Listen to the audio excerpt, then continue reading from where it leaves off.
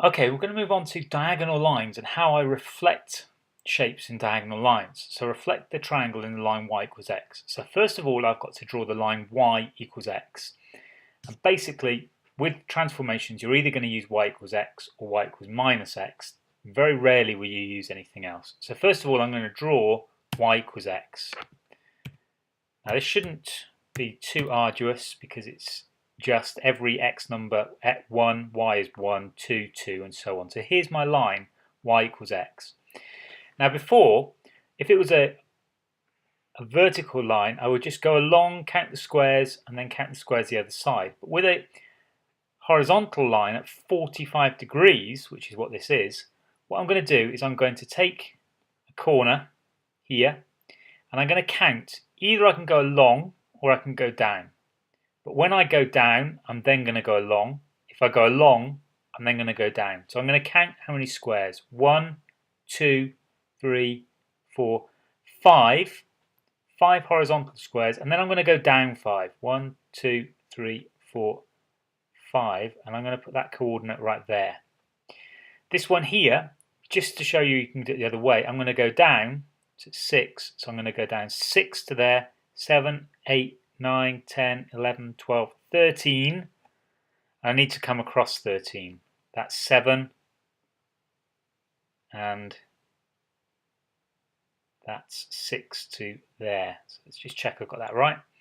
All the way down here, 13 squares, and all the way across here to 13 squares.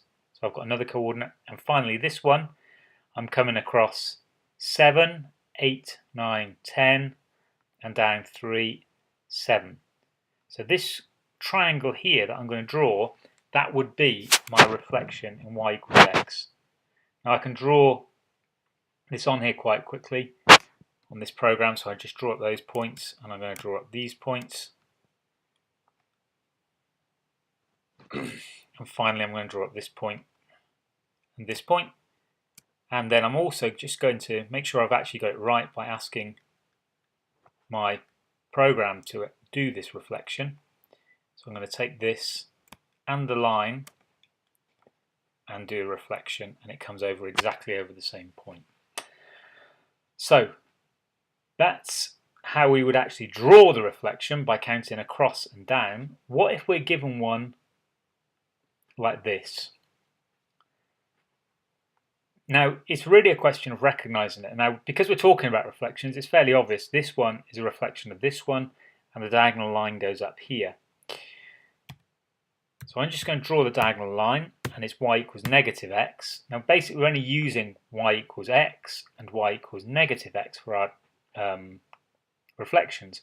Let's take the bottom coordinate, 1, 2, 3, 4, 1, 2, 3, 4. And this one here comes down 2, 4, 6, 8, 9. And it goes across 7, 8, 9. So we can see it's exactly the same as we just done. But why is that a reflection? A lot of people don't see that as a reflection. They think it's a rotation. I'm just going to show you a rotation. You have to really recognize that, by the way. But the rotation, let's take this, let's put a coordinate right in the middle there at 0, 0. And coordinate there at 0, 0. And I'm going to rotate this triangle here. So I'm going to rotate this triangle in 0, 0 by 180 degrees. When I rotate it, the green one is the rotation. So you can see the difference between the blue and the green, which is a rotation of 180 degrees, and the green and the pink, which is a reflection in y equals negative x.